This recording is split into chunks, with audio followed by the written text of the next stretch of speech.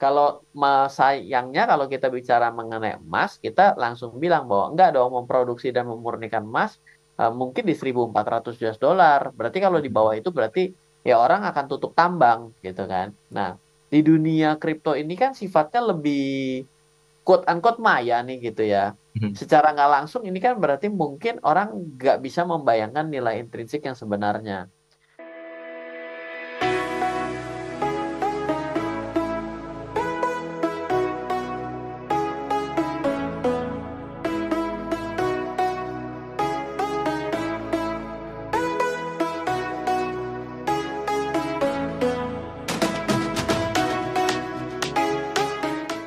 Selamat malam Mas Daril, selamat malam kepada seluruh smart listeners. Ini di backstage tadi sudah 1-0 nih kita roasting-roastingan. Ini di depan kayaknya bakal kena roasting nih gue nih.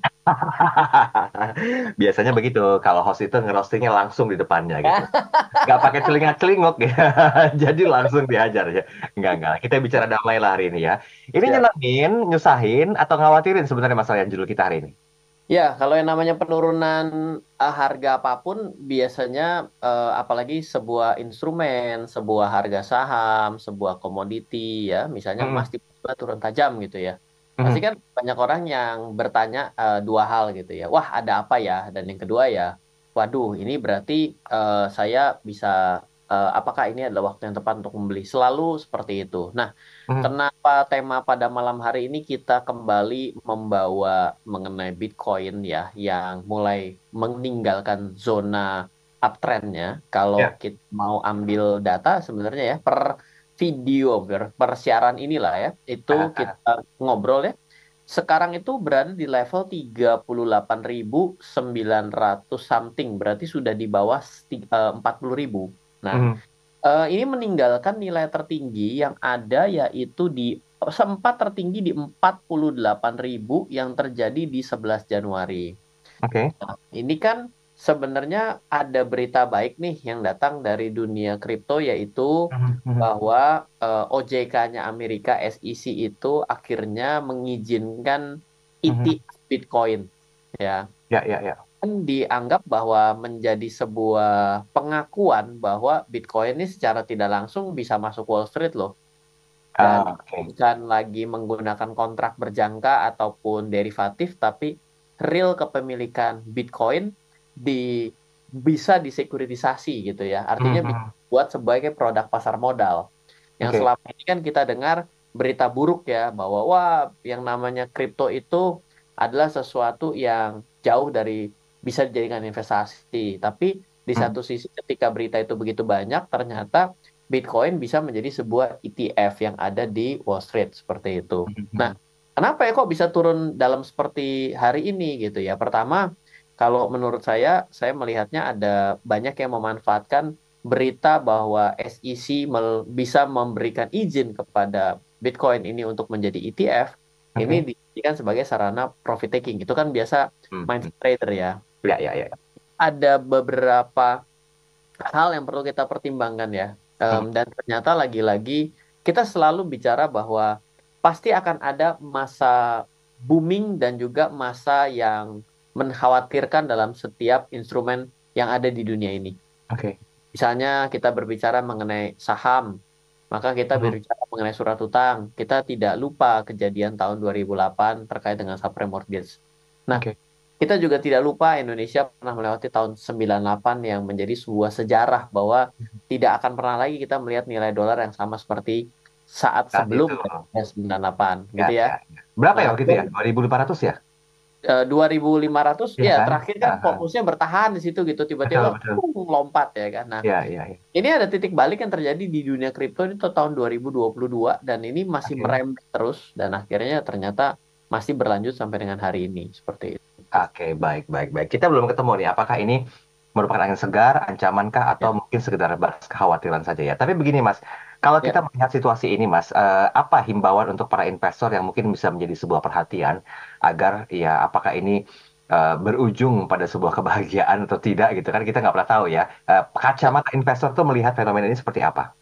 Ya, saya mau bilang begini ya, ketika kita berbicara mengenai forex adalah suatu tempat yang berisiko bagi banyak orang, gitu ya. Betul, betul. Sebenarnya kalau kita mengikuti pergerakan nilai tukar itu ya mungkin 2%, 1%, 2% udah heboh banget, Mhm, mhm. gitu ya. Tapi nggak ada namanya pergerakan nilai tukar dalam sehari kehilangan nilainya 10% gitu, itu nggak ada. Oleh Heeh, karena heeh. itulah dia dijadikan sebagai mata uang.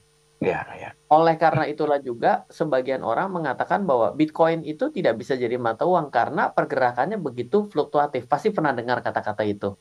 Betul.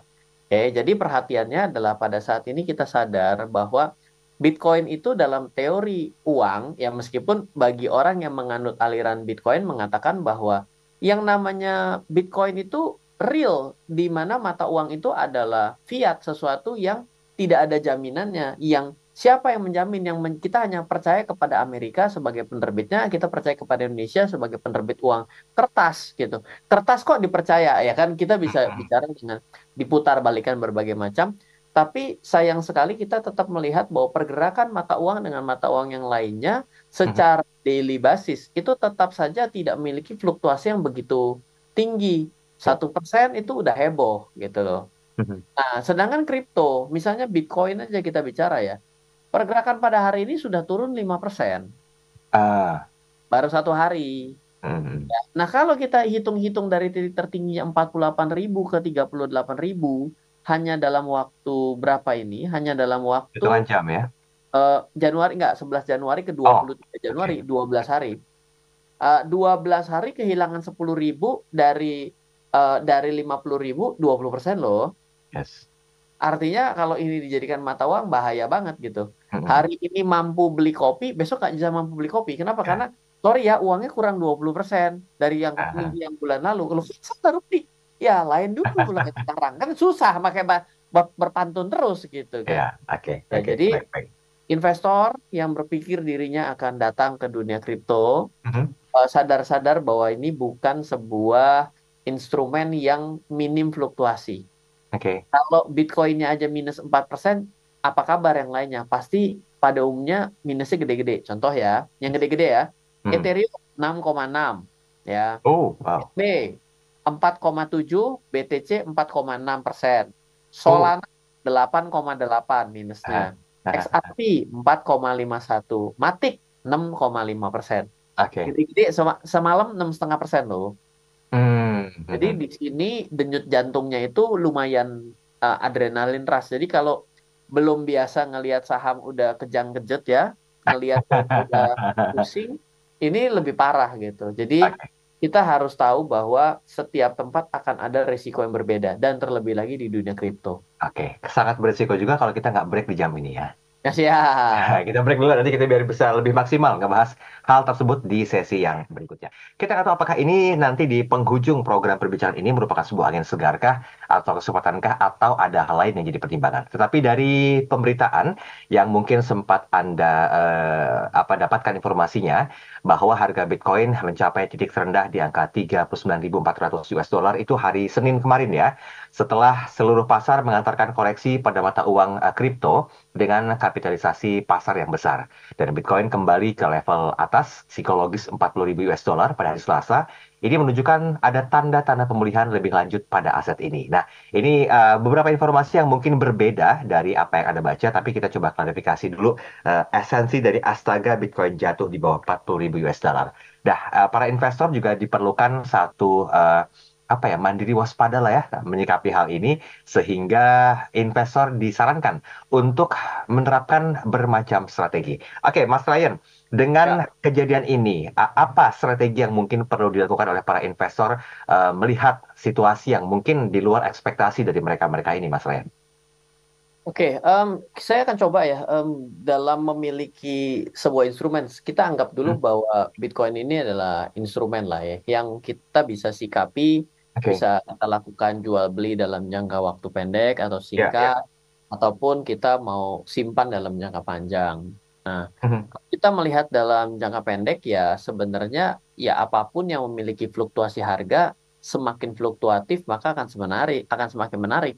mhm, mhm. Kenapa? Karena fluktuasi itu kan ada selisih harga beli dan harga jual yang bisa kita manfaatkan. Betul.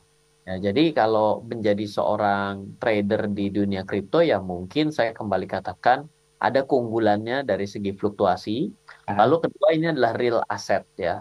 Real ah, ada real fisiknya. Nah, ini yang susah nih. Ini adalah bukan intangible tapi sesuatu yang sifatnya memang ada ya gimana kalau dalam dunia blockchain itu kan Bitcoin jumlahnya 21 juta gitu ya. Artinya ya. kita tahu bahwa jumlah koin ini tidak akan menjadi tambah banyak Mhm, dan secara transparan kita bisa tahu berapa penyebaran dari 21 juta ini gitu ya. mhm, Jadi ini sebenarnya cukup nyaman bagi orang-orang yang mau berdagang tapi ternyata membutuhkan adanya kepastian barang. Ya, mhm. memang Oke. ini dunia digital ya. Artinya kita perlu memahami konsep daripada blockchain dan juga kripto itu sendiri. Nah, Mhm, tapi konsekuensinya dengan adanya fluktuasi yang kencang ya, maka mhm. ya resikonya akan terbuka dengan lebar. Kan kita tahu ya bahwa tidak bisa menutup mata bahwa besarnya resiko itu akan berbanding lurus dengan besarnya keuntungan itu sendiri. Oke. Seperti itu. Dah, kalau misalnya bilang, oh kalau begitu lebih aman dong daripada dunia forex karena forex kan saya dengar bisa margin call. Ya. Ya, kalau ini kan ketika saya beli dan nyangkut, ya udah saya bisa simpan saja. Hati-hati loh, karena banyak kripto-kripto koin ya. Saya juga baru dapat satu ini ya, satu studi. Saya Mhm, sayang sekali belum saya nggak save, saya baca doang. mhm, Itu ternyata dari tahun 2016 sampai dengan tahun 2024, yaitu adalah di minggu pertama atau di akhir tahun 2023, mhm. itu ternyata 60% koin atau token yang ada di dunia itu hilang. Oh. Artinya kehilangan nilainya. Mhm, mhm. Nah, kalau disebut ya nggak apa-apa, barangnya masih ada, saya masih ada nilainya kok. Apakah Anda Mhm. rela memiliki harga yang Anda beli $1.000 dan hari ini tinggal $1? Enggak Apakah itu yang mungkin. dimaksud nyangkut? Kan Ah, itu ya kehilangan 9.999 dolar kan? ya, ya. Ya Anda kerugiannya udah 99,9% kan? Mhm, mhm. Apakah tenang tuh tetap memegang sebuah aset yang nilainya sudah jatuh 99,9% cuma bilang, ini loh saya masih pegang barangnya. Betulkah begitu? Kan gitu. Mhm, mhm. Baru tuh handphonenya. Apa? Baru. Oh, dummy ini tukang Oh. asal ambil aja. Oh iya, iya. Yang keberapa tuh? Ketiga ya? Yang mana? Apaan? Handphone baru. Dummy ini Oh, tukang handphone. Bisa dummy. di Roxy. Masih ada nggak? Oke, oke. Mas, kewaspadaan tingkat tinggi diperlukan nggak sih daripada investor menyikapi turun anjloknya ini? Dan apakah ini sudah diekspektasikan sebelumnya, Mas Ryan? Saya rasa kemarin kita tuh kan euforia nih bahwa Ya, sempat si terjadi hal itu kan? SEC itu kalau melegalisasi, memberikan izin terkait dengan bisa masuknya ETF Bitcoin ke bursa Wall Street, Ah, berarti ini menjadi suatu tanda pengakuan kan. Tapi hmm, di satu sisi itu ternyata beritanya ada beberapa ya negatif dulu nih ya. Satu, ternyata salah satu yang merilis daripada Bitcoin ETF itu pun dalam dompetnya, walletnya, kita bisa melihat dia melakukan tindakan net sell. Nah, dalam oke. keterbukaan informasinya dia mengatakan bahwa ya ini karena aksi profit taking dari orang yang sudah untung dari tahun lalu. Hmm, hmm, hmm. Nah, ya artinya kan dijadikan sarana untuk jualan dong dengan euforia kali ini. Ya. Lalu yang kedua, saya juga baru dapat ini ya, dapat berita bahwa Terraform ya itu Ah, sebagai yang barengan bermasalah dengan yang membuat crash pasar tahun 2022 mhm, itu juga mengajukan kebangkrutan ya. hmm, Di mana kebangkrutan itu dia mengajukan kebangkrutan itu di 4 hari lalu kalau tidak salah ini ya. hmm, hmm, hmm. Perusahaan kripto yang mengajukan kebangkrutan itu dengan aset 7,8 triliun Oke. itu mengajukan kebangkrutan di Delaware, Amerika di hari Minggu ya, berarti baru belum nyampe 4 hari lalu Mhm. dan merupakan perusahaan dari Terra USD atau UST yang jatuh di tahun 2022 bulan Mei lalu bersama Ah, ah. Luna dan menyeret foundernya yaitu yang Mr. Dokon yang dia itu tidak yang masih tidak berhasil diekstradisi ke Amerika untuk diadili Hmm, gitu. hmm, hmm. Jadi berita buruknya itu ya ini pasti tidak suka lah orang dengan adanya likuidasi ini kan pasti ada aset-aset digital yang akan dibuang ke pasar juga. ya Yes. menimbulkan fear juga. Lalu ya dengan aksi profit taking yang dimanfaatkan ya makanya pasarnya mengalami koreksi. Itu kira-kira kalau menurut saya. Oke, baik, baik. Semoga terjawab ya. Ini Mm-mm. ada pertanyaan. Kita coba kombinasikan ke kanal YouTube dulu ya, Mas Ryan ya. Boleh, boleh. Pak Frans Haryadi, katanya Serok BTC, senyum. Nah, siap. Baik. Pak Mufa Amrullah, terima kasih. Thumbnailnya saya susah menggambarkan thumbnail ini menggambarkan apa, tapi nanti mungkin bisa bisa lebih spesifik Mas Mufa tulis ke kita ya. Pak Andre Hermawan, Great Financial Disaster ya ini ya, Mas Ryan ya. Mau ke 10.000 Mas Ryan. Ah, Komen Mas Ryan, ya. silakan. Jadi kalau kita mau bilang, sebenarnya gini yang menarik ya. Kalau pada saat ini kita bilang, wah harga emas itu akan menuju 1.000 US dollar per troy ounce gitu. Kita akan bilang, Ah, oke, intrinsiknya itu kan dari pembentukan harga emas gitu kan. Sehingga ah, kita bisa memformulasikan bahwa harga emas tidak tidak seharusnya berada di angka 1.000 sehingga menjadi sangat tidak masuk akal bila berada di level tersebut. Nah, oke. kalau kita berbicara mengenai Bitcoin itu sendiri, sebenarnya kan menilai kewajaran harga Bitcoin itu yang hari ini jadi masalah bagi semua pihak. Hmm, hmm, hmm. Ya kan? Ini kalau dibikin ke 50.000 common sense-nya apa? Kalau menjadi 10.000 dasarnya apa? Oke. Gitu. Nah, kalau kita mau tarik, apakah mungkin bahwa Bitcoin bisa menjadi 10.000? Ya, tentu saja mungkin. Ya. Hmm, hmm, Nah, hmm. pakai apa sih sudut pandangnya yang menjadi tidak mungkin? Ya, untuk memproses Bitcoin itu bisa akhirnya ada tercatat di blockchain, yang mana itu diperlukan tindakan mining, di mana mining itu membutuhkan sebuah konsumsi energi yang besar, Hmm, namanya metode konsensus proof of work. Jadi hmm. orang-orang itu secara sukarela itu datang mau menambang Bitcoin. Tujuannya adalah untuk menjadi validator atas transaksi pencatatan pada blockchain Bitcoin. Nah, Oke. ini kalau mau agak teknikal ya. Nah, Ya, ya. maka pada akhirnya mereka akan berhenti untuk memining Bitcoin dengan harga yang anjlok begitu begitu tajam. Hmm, hmm, hmm. Dan pasti akan ada yang tidak mampu beroperasi karena cost-nya dia lebih tinggi daripada uang yang atau koin yang dia terima, Yang upah diterima, koin betul. yang dia terima. Nah, maka dengan itu maka akan membuat akan ada permintaan yang tinggi kembali kepada Bitcoin. Itu kan metode dia untuk mengatur demand dan supply gitu. Hmm, Tapi oke. nilai tersebut menjadi apakah kalau diformulasikan bisa menjadi 10.000? Ya akan menjadi mungkin. Kenapa? Karena Bitcoin sendiri dari titik tertingginya yang terjadi di tahun 2020-an itu turun 60%.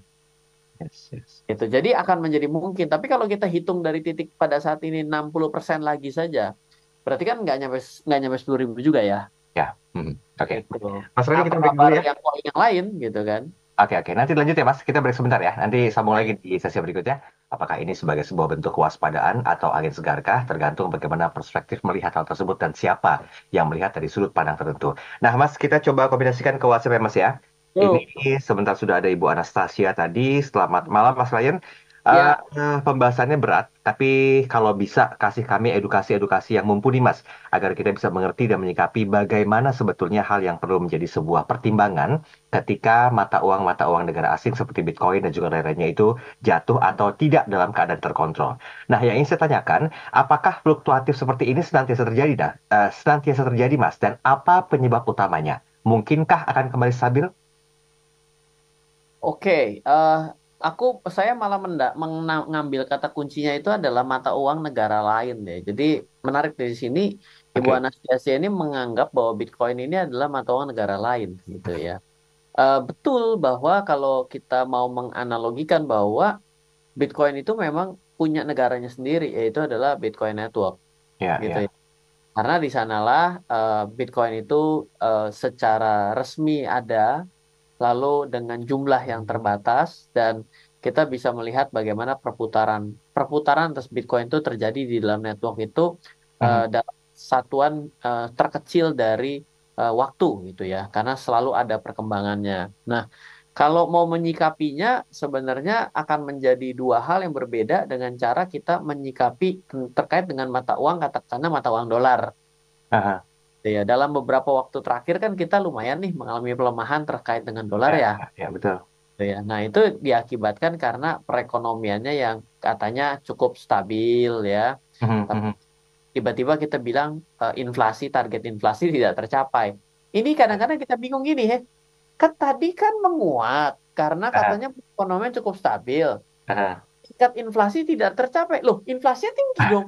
Berarti kan berita buruknya begitu ya. ya, ya, teori Iya besar gitu begitu ya. ya.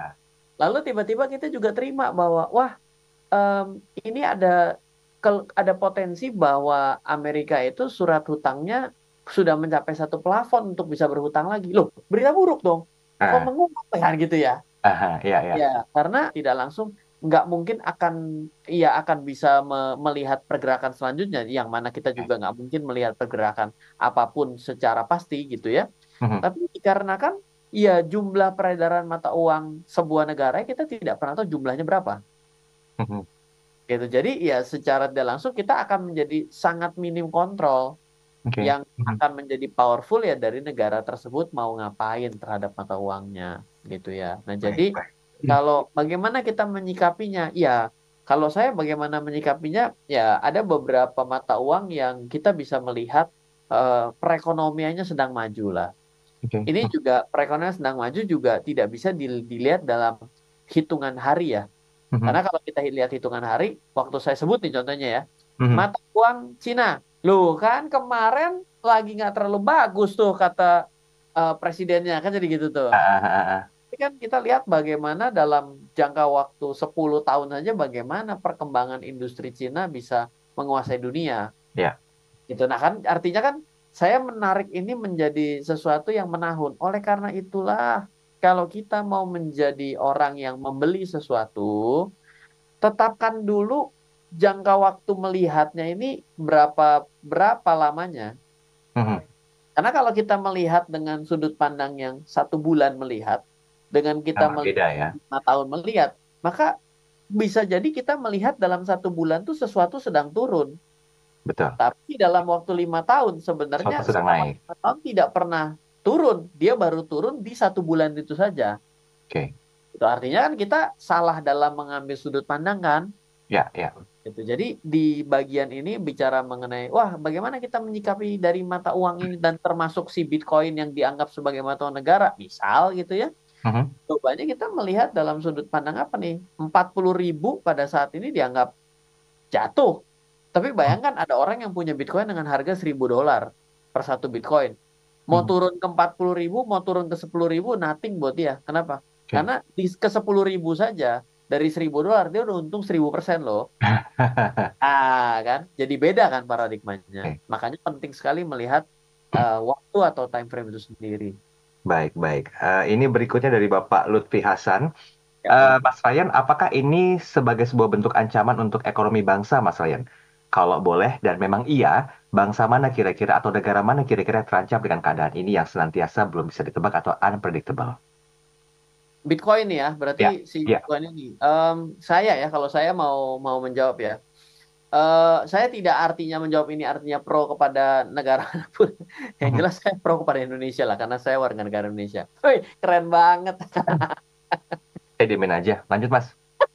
Oke, Kalau pakai jadi batik ya soalnya. oke. Jadi gini, kalau menurut saya ya, sebenarnya ancaman ini akan datang dari negara-negara yang mengalami slowdown ekonomi.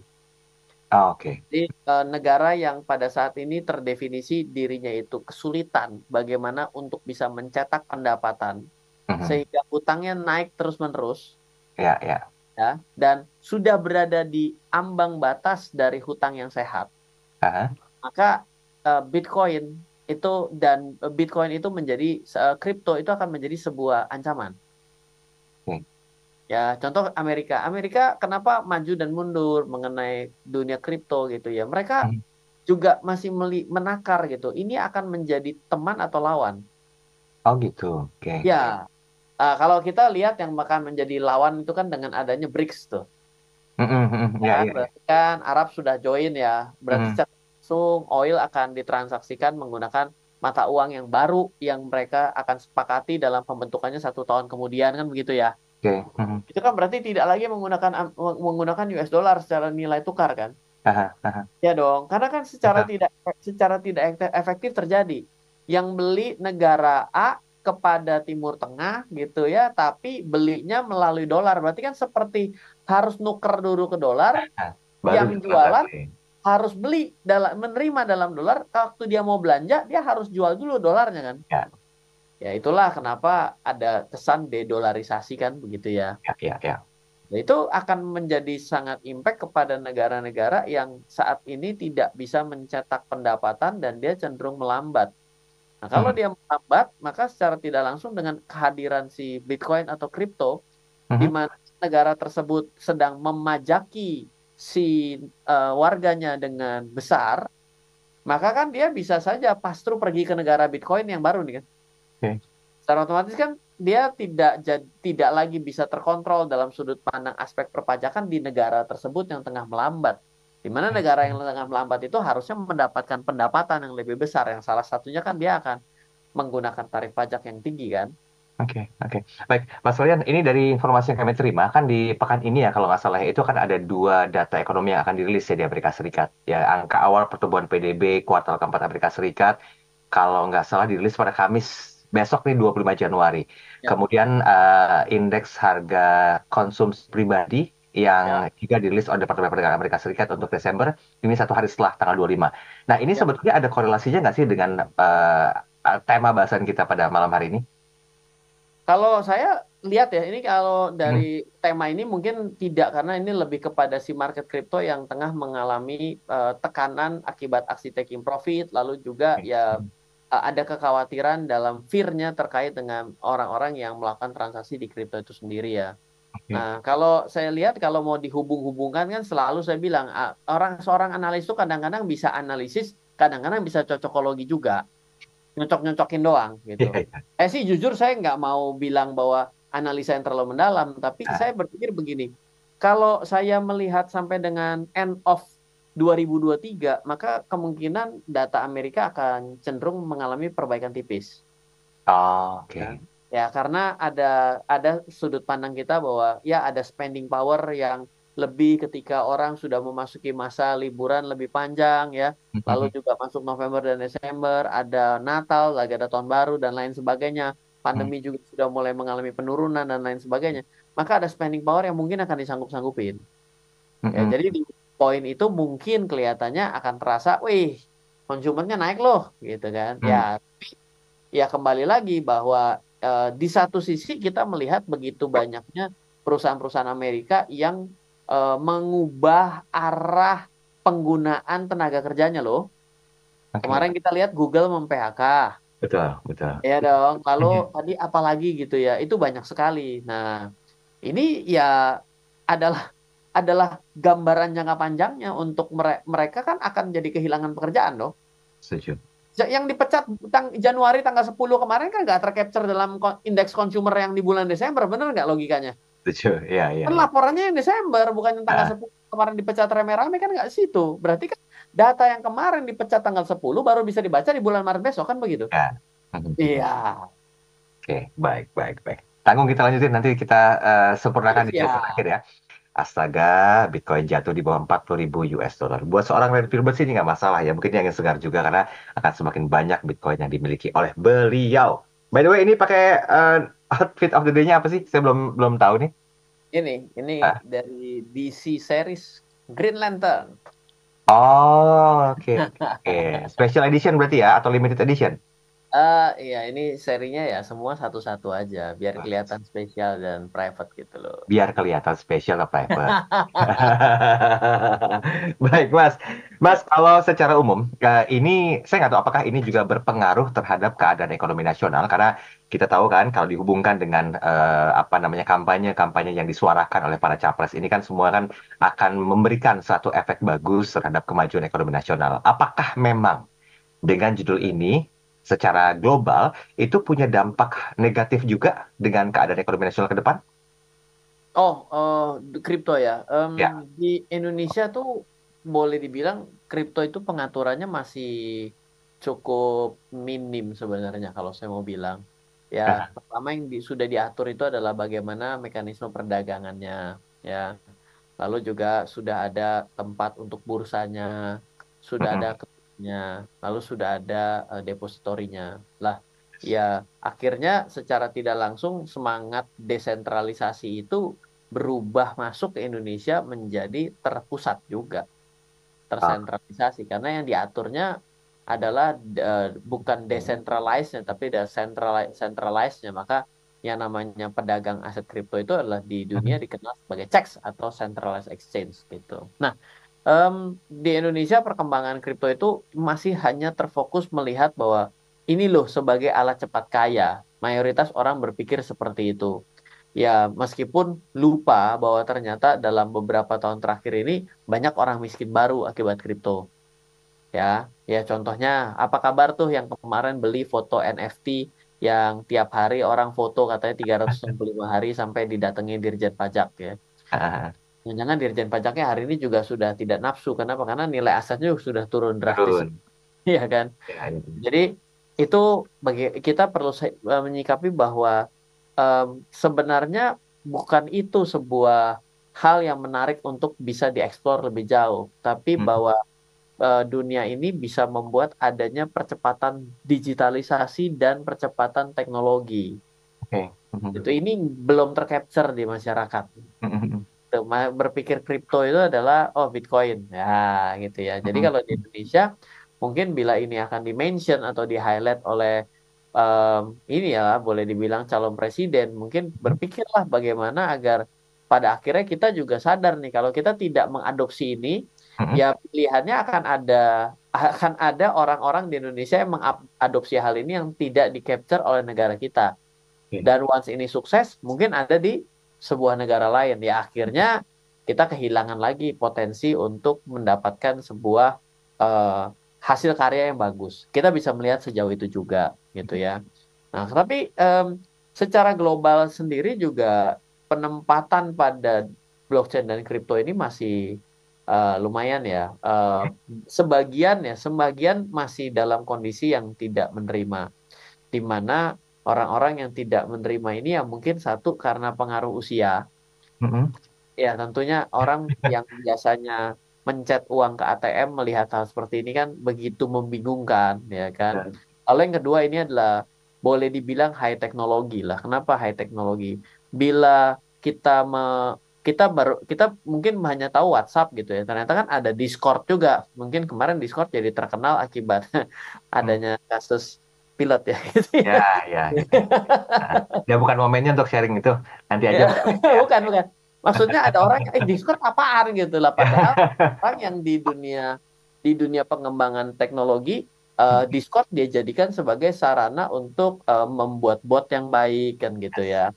Dan memasukkan artificial intelligence, bahkan salah satu artificial intelligence yang sifatnya image ya, image for AI itu ada yang berkembang sangat pesat di Discord gitu. Nah, itu kan pasti tidak tercapture nih dengan orang-orang yang usianya mungkin tertentu dan merasa bahwa taunya WhatsApp doang kan gitu. Nah, itu memang menjadi tantangan yang ada di dunia juga gitu. Jadi memang jangan terlalu heran, terlalu kaget kalau mungkin dengan usia tertentu kita sulit untuk menerima perubahan-perubahan terkait dengan blockchain atau kripto itu adalah suatu hal yang wajar. Saya juga berada di usia peralihan nih. Saya kan di usia 38 tahun kan, udah nggak terlalu muda-muda juga gitu kan. Oke, oke. Jadi saya juga belajar lumayan bingung di awal. Ini apa ya? Tapi semakin hari melihat bahwa ini banyak loh bisa diimplementasi pada hal teknologi di sekitar kita yang akhirnya membawa manfaat yang baik gitu. Nah, banyak orang yang menyalahgunakan ini. Ya udah, kalau ini udah ada manfaat dengan baik, kita akan jual koinnya. Nah, mulai ngawur gitu. Merasa baru baru bisa bikin sebuah solusi sedikit, tapi tiba-tiba mau menjual koinnya tujuannya racing fund. Ah, iya. Nah, ini harus hati-hati loh bahwa poin ini dua belah pihak ya. Ya, satu dari sisi pengembang masih hati-hati, dari sisi yang beli ya lebih hati-hati juga karena kan euforia melihat sesuatu bagus kan eh, kadang-kadang belum tentu bisa berkesinambungan seperti itu. Baik, kita seusia ya berarti ya. Saya tadi berapa 18 kan? 328, 38. Bukan potong 20, saya biasa ngomong begitu biar bisa menyelami pemikiran Mas Daryl juga. Dalam sekali statement Anda hari ini. Baik, baik. Mas, satu lagi nih Mas. Ini mungkin Ya, WhatsApp terakhir malam hari ini. ya. Ada Pak Stefanus Ali katanya. Jujur saya masih belum mengerti sampai batas apa kira-kira Bitcoin ini akan terus anjlok, Mas Ryan? Nah, yang ingin saya tanyakan, adakah bentuk antisipatif yang bisa dilakukan oleh para investor, baik di Indonesia dan juga di mancanegara, agar apapun yang terjadi terhadap mata uang seperti Bitcoin dan tanda petik ini bisa membuat mereka tetap semangat dalam berinvestasi? Ya, kembali lagi kita melihat data yang ada ya, Mas ya. Jadi, kripto kan Bitcoin sendirilah. Kalau kripto kita nggak bisa bilang karena di kripto yang mana gitu. Oke, Bitcoin itu ada kan dari tahun 2008, transaksi pertama mulai dari tahun 2009 gitu ya. yes. Dan terus mengalami suatu, bukan sekali mengalami suatu kejadian yang up and down dalam sudut pandang yang tajam gitu ya. Setidaknya 4 tahun sekali itu ada sebuah slam yang kencang dari dunia Bitcoin, dan itu 60%, 50%, ya kan, hampir 70% gitu. Jadi pada saat ini adalah suatu hal yang biasa dari titik tertinggi yang pernah tercapai di tahun 2020. Kita bicara bahwa statistik itulah yang kita percaya gitu. Hmm. Karena kalau dibilang sampai titik mana harga tertinggi, saya juga akan tanya kembali, sebenarnya emas itu harganya berapa bisanya?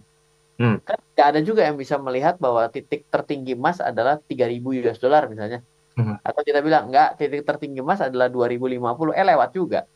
Ya, betul. Titik tertinggi emas adalah 2100, ya kita tunggu bener nggak gitu. Sama dengan titik terendahnya. Kalau sayangnya kalau kita bicara mengenai emas, kita langsung bilang bahwa enggak dong, memproduksi dan memurnikan emas mungkin di 1.400 US dollar. Berarti kalau di bawah itu berarti ya orang akan tutup tambang gitu kan. Nah, di dunia kripto ini kan sifatnya lebih quote unquote maya nih gitu ya. Hmm. Secara nggak langsung ini kan berarti mungkin orang nggak bisa membayangkan nilai intrinsik yang sebenarnya. Jadi harga terendahnya juga sama, nggak ada. Makanya kita cuma mau Hmm. coba untuk mengcapture dari data statistik gitu. Kalau misalnya bagaimana menyikapinya agar kita tidak worry atau apapun, satu adalah memahami kenapa ini ada, si Hmm. dunia desentralisasi ada, dan kenapa kok banyak alirannya yang mau mengembangkan di tempat ini. Itu adalah Hmm. dasarnya. Adalah kenapa adanya decentralized dan juga ekonomi terdesentralisasi gitu ya. Nah, lalu yang kedua adalah sebenarnya kan ada Bitcoin itu dibuat dengan cara yang paten, boleh dibilang sampai dengan hari ini. Hmm. Dan yang ditunggu juga seperti para pelaku transaksi Bitcoin itu adalah halving block. Di mana halving block itu adalah para penambang yang memvalidasi Bitcoin itu akan mendapatkan reward yang separuhnya daripada reward yang berjalan saat ini. Jadi Hmm. sudah ada aturan nih. Semakin 4 tahun akan semakin sulit untuk mendapatkan Bitcoin. Berarti kan di sini ada teori ekonomi di sini. Apa? Teori kelangkaan barang kan. Hmm. Nah, teori kelangkaan barang inilah yang dibuat untuk menjaga harga sebenarnya. Hmm. Artinya kan kalau ada barangnya 4 sama barang satu, berarti akan dianggap barang yang satu adalah barang yang lebih langka. Barang yang lebih langka biasanya akan lebih mahal karena tingginya permintaan memperebutkan satu daripada 4 diperebutkan oleh banyak orang kan Yang begitu. orang. Ya. Ya, jadi kita bisa melihat bahwa bagi orang yang melihat sejarah, mengerti poin ini, mungkin dia akan lebih tenang. Hmm. Makanya kita tidak bisa dalam apapun ya, dalam investasi itu tidak bisa tanpa pengetahuan. Akhirnya kita akan jadi gini, kalau turun ini lebih parah nggak ya turunnya? Kalau Ah, naik, wah, apakah sekarang saya harus menjualnya gitu? Jadi tidak ada planning, tidak ya, ada tidak pengetahuan. terstruktur ya. Ya, akhirnya dia akan selalu bereaksi terhadap berita 40.000, gawat. Ke 38.000, gawat. 60.000, gawat. Jadi beritanya selalu gawat terus. Oke. Mas, ada buku kah yang mungkin bisa jadi rekomendasi sehubungan dengan tema kita malam hari ini?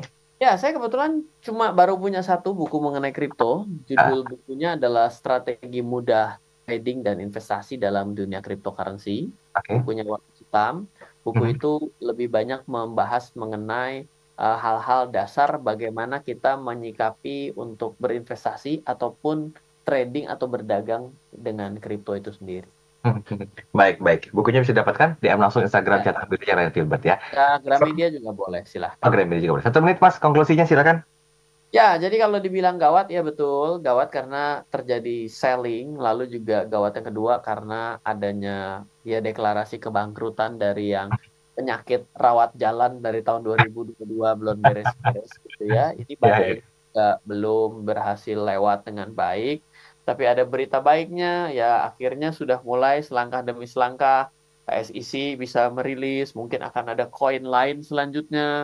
Ya, mungkin juga dengan adanya halving block ada teori kelangkaan yang akan berjalan. Lalu harapan saya itu terlepas dari harga adalah teknologinya ini lebih banyak digunakan. Kalau selama teknologinya tidak digunakan oleh banyak masyarakat dan diketahui maksud dan tujuan yang baiknya, maka akan lebih banyak digunakan sebagai alat spekulasi.